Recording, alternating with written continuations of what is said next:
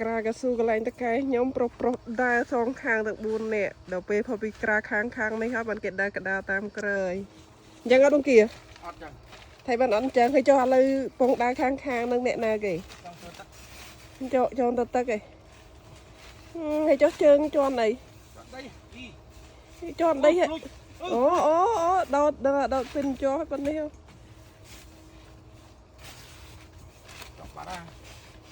ចូលហើយកន្លែងនោះកន្លែងដីនេះហ៎បងឯងជន់ខ្លាំងពេកដីផុងធ្លាក់ទៅក្រើមអូបងឯងបើខ្ញុំដោតពីនកដាដល់ធ្លាក់នោះទាំងផុច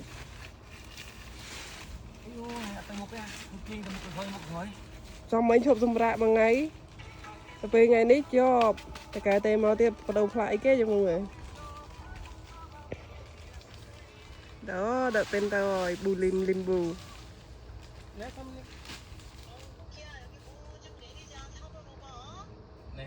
លេខ 4 លេខ 5ឃើញមិញឃើញឡានតកែស្រីនៅនឹងតា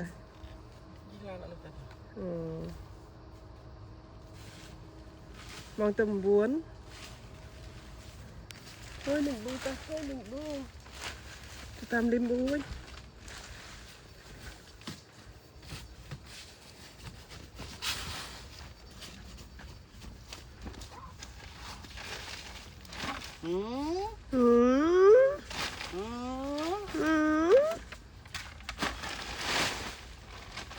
តែឯងទៅlạiកូនតែឯងបង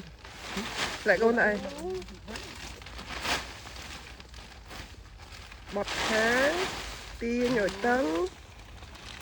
តតពីនណែណាមូអើយទៅលាក់កូន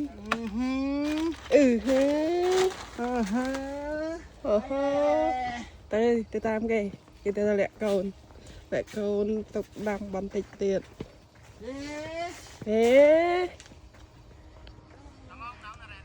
ស្រីសម្រាប់មកនៅ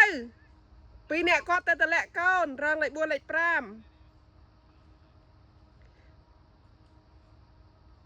ពួកស្រីស្រកតែសំណាងម៉ោង 9 7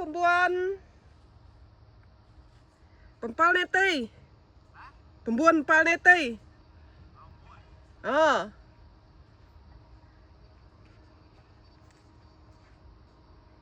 ជួលម៉ោងសម្រាប់ពូថៃកន្លែងតកែខ្ញុំសម្រាប់ម៉ោង 9 កន្លះហើយពួកខ្ញុំបីហើយតកែថាឲ្យសម្រាប់សិនទៅគាត់ទៅយកកូនរួចហើយស្រីដាំតែម្ដងសម្រាប់ 5-10 នាទីចឹងណាអ្នកទាំងអស់គ្នាព្រឹក 5 ដងល្ងាច 5 ដង